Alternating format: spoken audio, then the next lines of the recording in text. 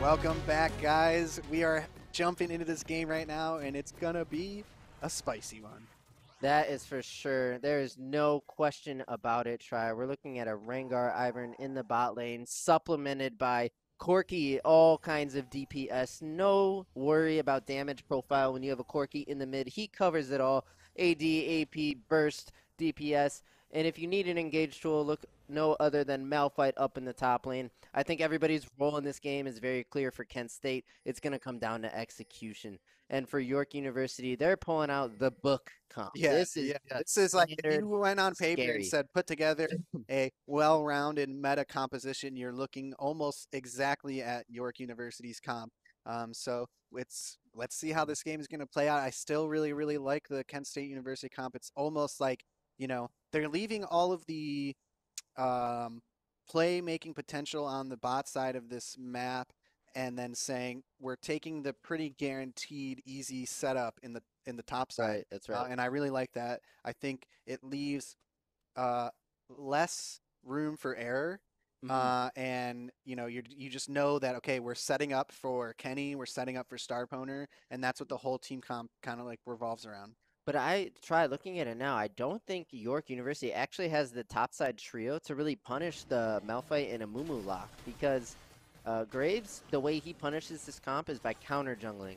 But when it comes to play setup, you have a Galio to work with, which is great setup. But if Ornn is your top laner, I would fear a really slow early game Yeah. on this for York because if you're letting Amumu and Malphite get 6 for free, you're probably doing something wrong. Amumu needs to be punished early by Graves in And some sort of counter jungle that can maybe be And backed up here's the by thing, like Galio. how easy is that counter jungle going to be for Graves here? Because if the team of Kent State responds to these, um, jungle invades, they really do have a comp to get on him easily and burst him with like Rengar, Ivern, the Amumu. Like if he's caught in the jungle, if they place wards down, if they're expecting the invade and they respond appropriately, he could get punished very easy.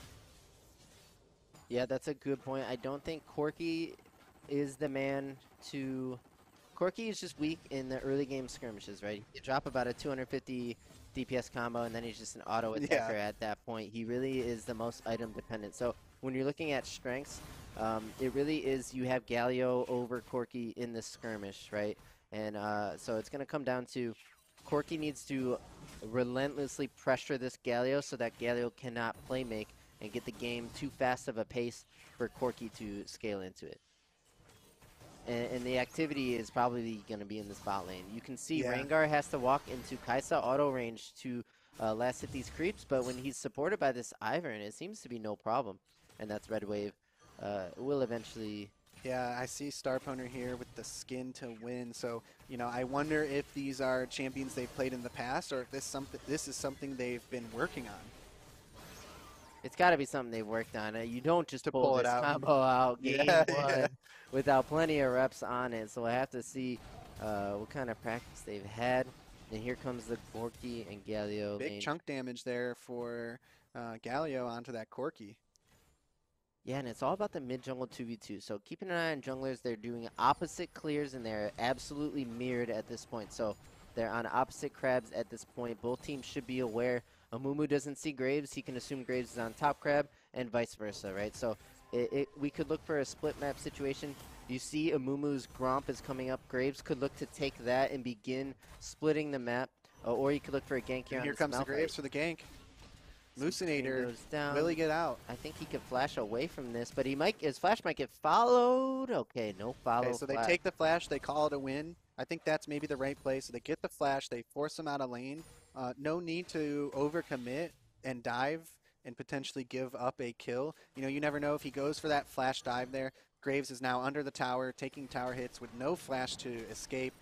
At this point in the game, only a few tower shots could take him down. But look at this TP going right onto the tri-brush that Graves is walking in. So I'm assuming he took plant over or eat over the wall, as director tool's not showing us anything, but I can tell from the mini-map he's made his way out and he's now recalling. So Yeah, denying the Gromp from the Graves, because while that seems like a small thing, if Graves gets that Gromp, it can actually lead into quite a big farm lead, because not only does he gain a camp, he's denying a camp from the Amumu, so you can look at it like a 2-camp swing. And here we see the Rengar Ivern Oh, look at those setting up a plants fight. down. Oh Plenty my of bushes goodness. to navigate, He but the flashes Rengar, into the plant. he flashes really early.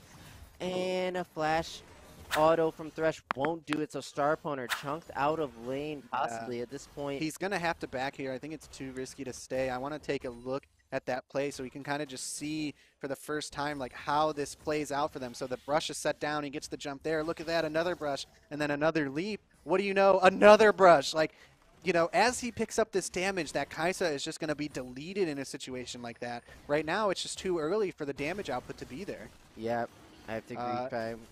We're looking for Rengar to pick up items and recreate that situation. It didn't work out. You can even look at the summoner exchange here was probably in the favor of York University as well as chunking him out of lane. Yeah, it was a flash for flash, and they got the heal from Ivern as well as the ignite from Rengar. Oh, I didn't even notice the exhaust there. So, yeah, sum's going down for pretty much everybody, but still heal on Kaisa and a flash on Ivern.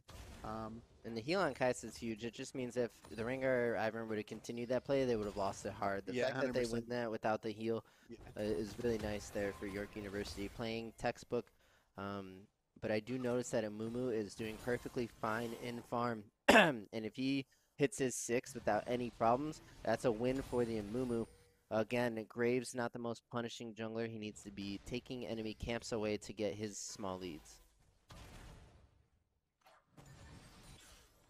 And try, we got a slow start. It's brewing. The tension is building. So, you know what's unique about this game here that I'd like to point out is so far in all of our games, we've seen a lot of crazy action going on early compared to Season 1, as well as like very tight, close games, okay? So now we have two of the teams who participated in Season 1, Kent State. They play the longer game. So will we see a different, you know, play style here in these games where we're going to go longer without big fights happening. We're going to go longer into the scaling of games with like, you know, low kills. Other games we've had at 7-minute mark, there's already a triple kill on somebody because we got a 5v5 over the first dragon. Yeah. Where in this game, KSU gave up Drake early to York and playing patiently, no kills yet. Gold pretty much even, farm pretty much even. Everybody doing, you know, just playing the farm game for the scale. Yeah, you know, Try, that's a nice observation. It almost makes me want to say, yeah, these two teams, since they're so experienced and organized, they're not going to be making early game mistakes. It's going to be a slow burn game. But you could get two experienced and organized teams that just are absolutely duking it out early. So it's hard to say, but I just think both comps kind of want to go late, right? You have the Kaisa Graves comp, wants those Ornn items to really turn on.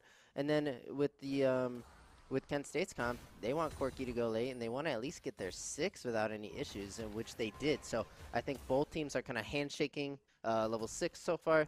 We did see Graves go ahead and invade with the backup of his Galio, getting the blue buff that we now see on the Ornn. So using the Galio there to get something, but then they would actually just take their own blue back. Or yeah, I'm sorry, they get both blues. So stealing away blue buff and getting their own, good for York University. We see a lot of trading up here in the top lane. Both members getting fairly low. They need to be wary of a gank. I'm assuming they have eyes on the junglers here. And now this is where Spellbook Ornn randomly gets Ignite and kills you. So I did not realize keep an that eye out the for spell that. book. So yeah, the Spellbook on Ornn could prove lethal. And when you see these tank matchups, the only thing that can really surprise Musinator and kill him would be like an Ignite that he doesn't expect. Otherwise, it's tank. It's kind of hard to die without the assistance of jungle, I should say. But wait, look at this farm lead in the top lane. yeah, huge farm lead here for Aqua and Aquant Honey. I don't even. Sorry, Diddy and I over here are terrible with names. We've got a lot. For example, we have 4 teams that start with M, and it's easy to get them mixed up as we're making these calls and everything. So bear with us as we get into the season. We will get these names down pat. But yeah, huge farm lead for Ornn here. Almost double. Nice to see, but not the biggest implications since you're Malphite. Your Like job. all you gotta do is all. for your team. Pretty much. And we see here's the 2v2 with a bit more damage on the Rengar.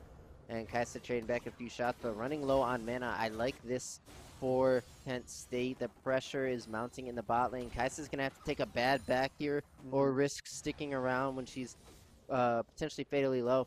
Now Starpowner can look for an ulti roam here. As soon as this bot lane goes missing, they need to start pinging on the map. This Rengar is lethal. He could make a visit to mid lane. He could find the Graves in the jungle with his ulti, and the backup of Ivern could be the first play of the game.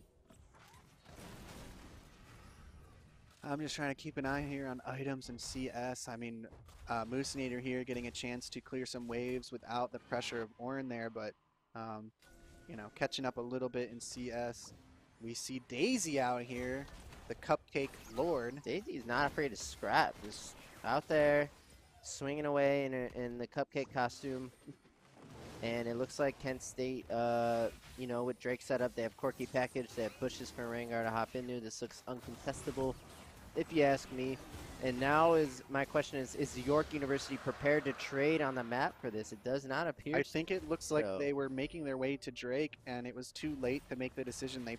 It seems like they decided, yeah, this is uncontestable, but at that point, they're already grouped there. There's no time to take a trade somewhere else on the map, so next time they need to be aware and take that into consideration, that if they can't contest, if they're not set up to contest, to look for something else. That's right. It could have been Herald going down for York University, and which brings me now. I was kind of explaining this last game. The idea behind trading away from Drake is teams must make an investment to take Drake. They need to move their members, push their weight, use their wards. If you go get and the reward that they get from that investment. Oh, here comes a play set up maybe by a Mumu. They flash early, and that's going to be a setup with an ulti, and they're definitely going to get the kill on Kaisa there. That's first blood going over to Starpowner on the Rengar. Faker, is that you? We have, oh! The Moosinator outplay under the turret into the Ornn. You can scratch that farm lead right away. I'm trying to take a look at that again. It looked like the, what do you know? Pressure from PM here. This looks like a Graves cleanup. I will actually take that 1-for-1. If you get a kill on the Graves, that could mean a lot. Smokescreen will give him the kill, or ulti will do the job just as well. PM on the board here. I want to take a look at this turn again real quick. It looked really bad for Moosinator here when he got knocked up with the ulti, but little did we know he still has his Malphite ult, and it's just an easy setup for the turn. Yeah, it looked like Aquanthony was looking for lethal there before, like during the knockup, maybe before Malphite had a chance to punch back, but putting himself under the turret just means that if R goes off, then you die there, giving away your lead. I'd call it about even now in the top lane, maybe slightly Ornn favored, given he the still CS is behind lead. about 40 CS, so definitely a farm lead for York in the top lane here, but like we said just a short moment ago, is that it's not necessarily that impactful when you're talking about this matchup. You know, Malphite's key role in this team is to be setting up for other members with his ulti, and regardless of his CS deficit, he can still set those plays up. That's right.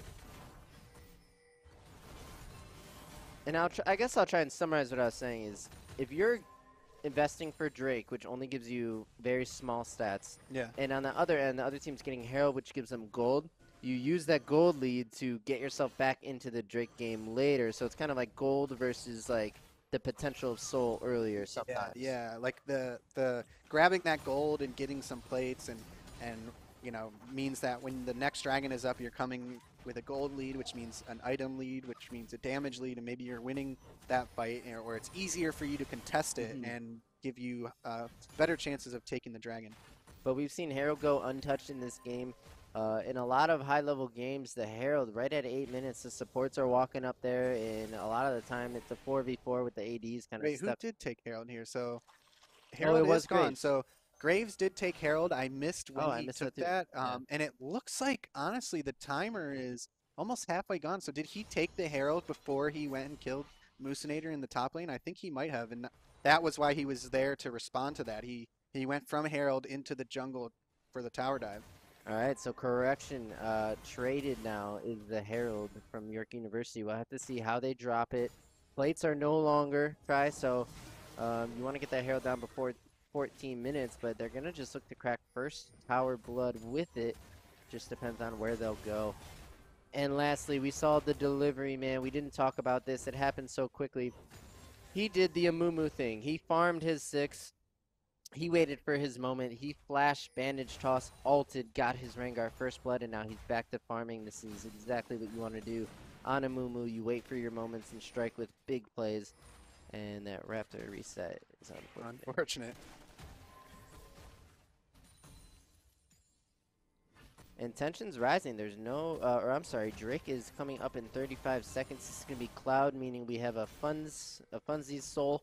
Soul is going to be either, oh, I'm sorry, it is Cloud Soul. So I take that back. So my prediction was right. I thought we would see a slower game out of these two teams based off of the gameplay style we've seen in Season 1, like we were talking about a lot of our other teams. Counteract has found himself on the and here Saving comes Light. Corki. Plenty of distance closed by Rengar. Kenny will pick up that frag. Rengar, star opponent here, is advancing over the wall, into the brush, into another brush. The follow-up is there from Kent State. Double kill on the Corki. Can we make it 3? And the big bomb! And a triple kill for Corki. We'll pick up another one. Let's take a look at that play as they take this Drake for free. A great Corki package to open up that fight, and now Rengar's just got the Ivern plants everywhere. It's so easy for him to jump around. Yeah, bush after bush. Rengar can get anywhere on the map with an Ivern behind him, and he fearlessly and then the fadeaway, pop. Fearlessly charging into multiple members of York University because of the backup of his team.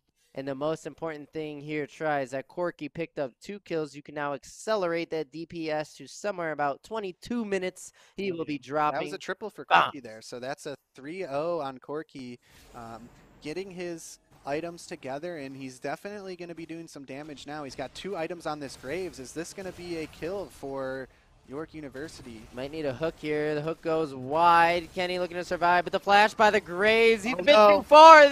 The Thresh gets rooted up on a turret. Will drop.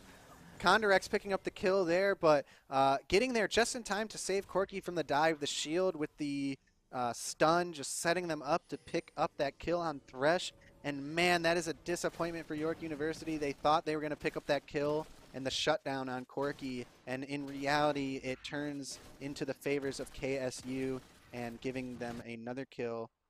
Luckily for York, it goes on to Ivern, but still giving them time to get control of these waves, get some vision, and try and get more momentum into this game during that respawn timer. That's right, and I respect the flash from Graves looking for that bounty because it would have been 700 gold in his pocket. I think he saw a window back into the game for his team, and he took it, but he maybe just miscalculated damage or his shots in his gun, or maybe his Q was down. But when you see Graves flash in that confidently, you can expect the person he's flashing on to just explode. I think he was a tad too early as the rest of his team was closing in. He took about half HP worth of damage from Corki before his team was there to assist him, and then the hook missed, and it was kind of over from there.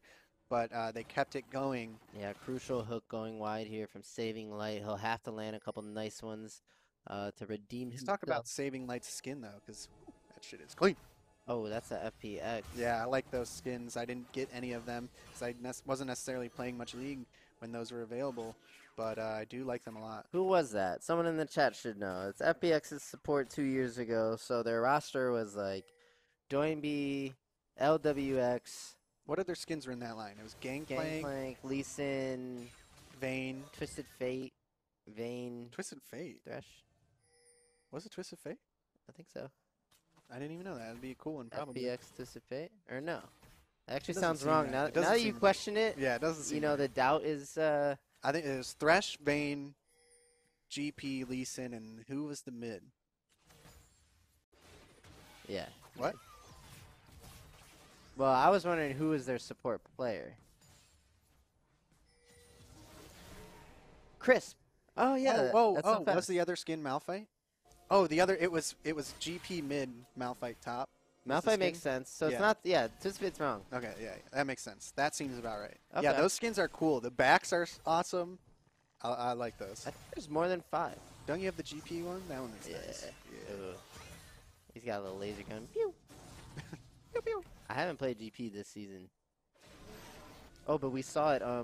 Dude, another thing we're talking about the LCS, which I'm not done yet. I keep getting Yeah, yeah. interrupted. By the way, wait a second. Hook goes wide again, and Rengar jumps back in. Look at another bush.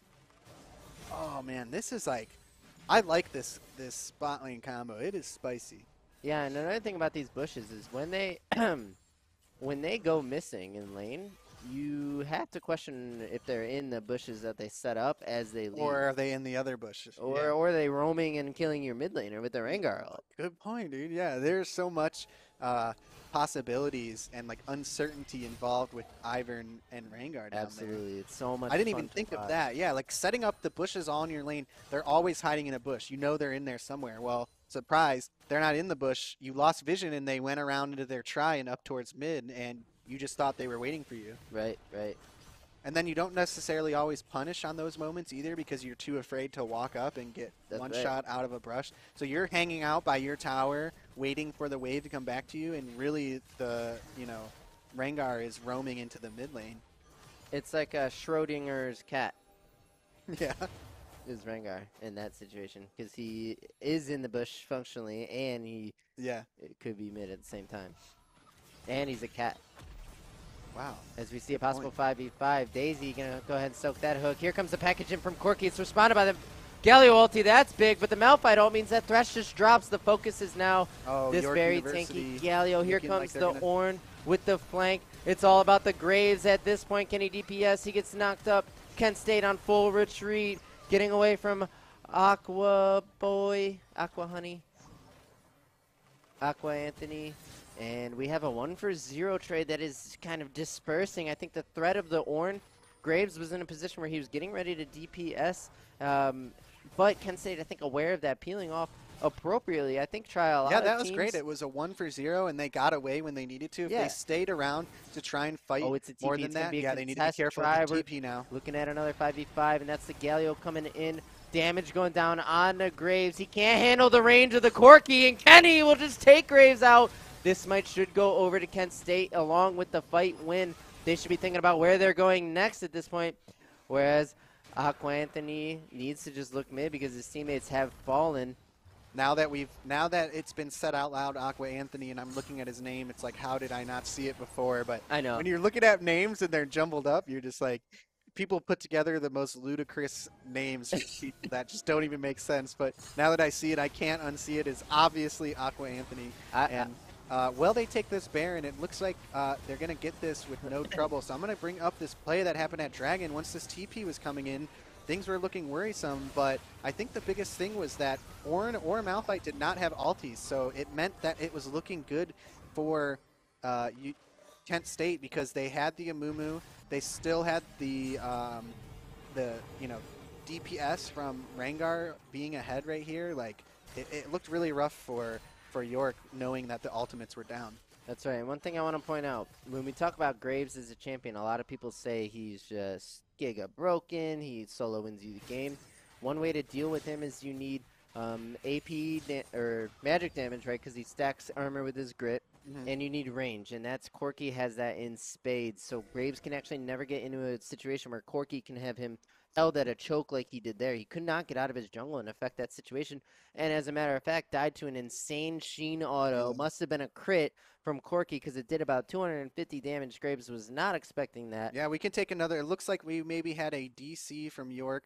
Kaisa, look. Okay, so the ADC Kaisa did disconnect there. So we might as well bring that play up again while we wait for this player to reconnect. I think this is the right one. This is them after they kill their No, own. this is after I accidentally re-hit to grab. Let's see if it resets as it plays through. That might be the issue. Remember, we had that in the beginning. I'll give it a second here since we're waiting anyway. And now Kent State in full control with a 9-1 kill lead. That's about 2.5K, something like that. Up in Drake's, looking for Soul here soon. And now we do see that Baron was looked at by Ornn, but nothing he can do. Kent State playing together very well. They're actually putting this comp out. It looks like they are very practiced on a setup like this, where Amumu and Malphite's jobs are quite simple. I think the finesse really How long comes is this from replay set up for? I feel like we're watching the whole game back right now. Thanks, Mr. Monster, for the reaction report there. And yeah, we're back to all right. So about the LCS, right? Yeah, So I wasn't done. yeah. Then, so Cloud9 goes down. hmm That was a huge upset. So now NA, no one knows what the hell's going on.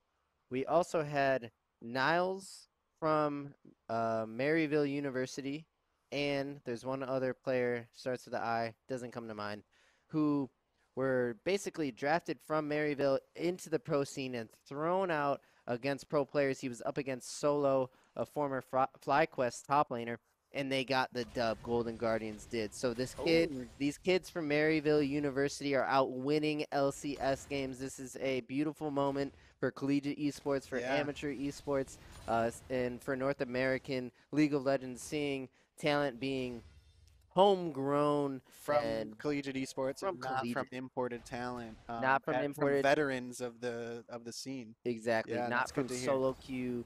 It's not just the solo queue challenger guys that are in these slots now. Mhm. It's well, Niles is challenger, so yes, But they are yeah, all but yeah, challengers. yeah. But it's not just the solo queue grinders. It's kids who, kids like Who have been Niles. in the competitive scene for a while in Exactly, collegiate. Um, you know, we're talking about full like scholarship programs, that's right.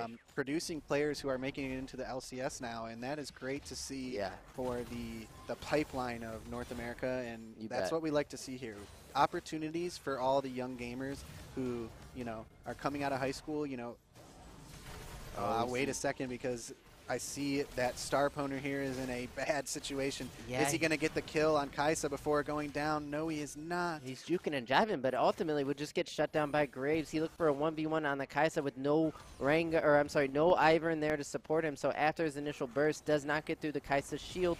Kaisa and Graves able to just 2v1 him, but what do you know? There is a response here from Kent State, followed by a response in return by York, and that is some pressure bot lane, but they're going to have to So deal with Aqua this Anthony here Baron and wave. Graves pushing down mid. Is that worth for this Baron? Do they feel as if they cannot defend this, so they're just trying to take the trade, or? If they had Ornn TP, I think they would TP the Ornn and they would look for the 5v4. I mean, Kent State going to keep going here. What are they going to get out of this? Are they going to get Nexus towers They here? shouldn't Or? look for N. Okay, okay. All signs are pointing towards an Ornn TP if he had it up. So as Star Poner and Rengar is dead, if Ornn can TP to this situation, it's coming up like right now. So he's a And he's bit not late. even going to get that tower. No, yeah. So that's why I don't know if it's the right call to have Ornn there, because it's not a Camille, it's not a Fiora. He doesn't just wreck towers like those champs do. Mm-hmm. But was the inhib defendable is the next question. I'm not sure. Yeah. Here goes Rengar with another. Oh, Yeah, so good use of that Baron there for Kent State University. They are up 2 Drakes now, up 5k gold, and up 7 kills. So things looking pretty good for Kent State University. Dragons up in 1 minute and 10 seconds.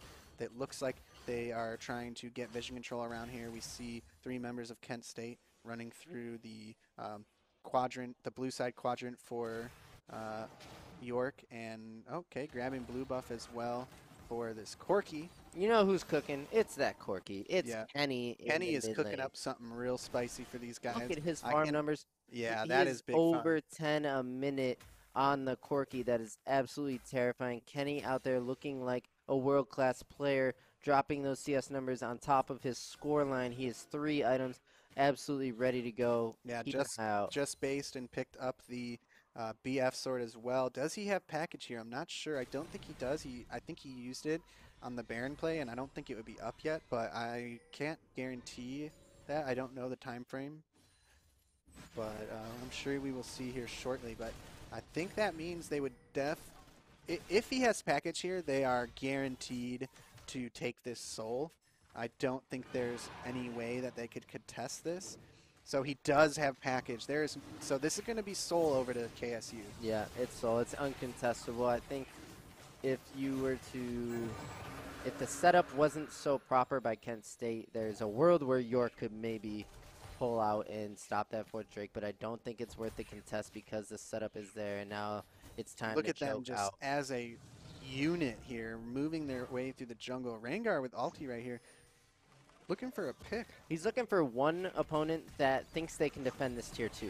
And then Because he just blows sometimes them. you will have a lazy unknowing player Like a will walk Thresh up. who thinks he can just like flay hook to like stall it out. And if there was one defender for that turret, he would have been as good as Deb. And now we see the a Oh! hook lands on a Mumu. This could be a window back into the game, but Aqua Anthony.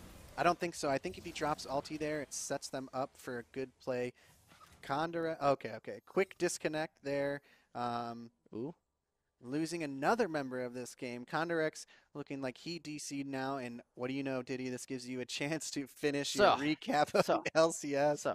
Lay it on us. So what else? I think I covered. I mean, there's only, what, 4 games. The game I did not talk about, I can't even remember. I think FlyQuest and like CLG or something. It was just a random game. So the big 3 stories are TSM got upset, lull. 100 Thieves, baby. This is our year. 100 Thieves, baby. Cloud9 getting upset, but they'll be fine. No worries about Cloud9. And our 2 Maryville starters on Golden Guardians getting their first dub. That's a great moment. Love to hear that. And we are back here with a 5-man lineup here in the bot lane with Baron spawning in just 27. You know that's where Kent State is going after this reset here.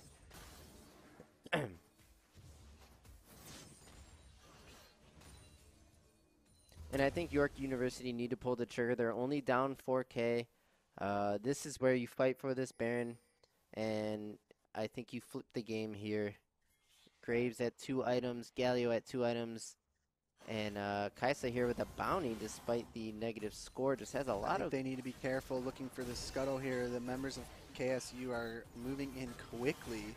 Scuttle is very important for them to have nabbed there. That kind of decreases the choke out potential for a really proper Baron setup. Yeah. It's all about this red quadrant now. I think that's where the fight's going to take place. As we see Kent State with the setup, they're going to go ahead and open up on the Ornn. He will immediately ulti. Only getting 1 member. This is good for them.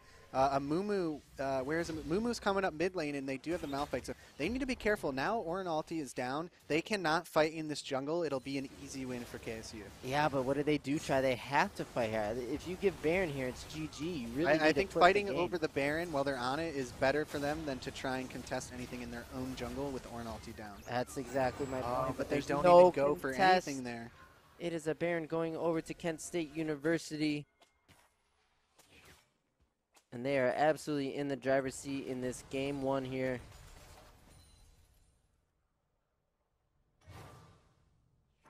With a Rengar Ivern. That is something. That makes Pickban. Look at that bomb. Did you see that big bomb? That was a big bomb. Lots of damage here from the Quirky. He's not playing any games. What's his 4th item? That's IE Infinity Edge. Yeah, this man is a force to be reckoned with now. 5-0 with 330 farm. His items are just... Here goes the Galio. That is going to be a big taunt, but we can't see. No, the lag. Oh, big taunt comes in. It's properly disengaged. The Rengar will jump onto the Galio, but there's stasis coming out. The red team, York University, cannot deal with the damage. The triple kill for Corky. Can they give the man his penna? Quadra. And that is going to be a Rengar quadra picking up the last one. For Quadra for Kenny, who is 9-0 over 10 CS per minute. My goodness, and Kenny. That is game 1 going over to KSU in a well-played game. Look at that, 14-3. They did not let York get anything this game. They played it really, really well. Corky is just a total menace. 335 farm at 31 minutes. That man, you could not step to that guy. No, period, point blank. I think they needed to flip it at Baron. But yeah.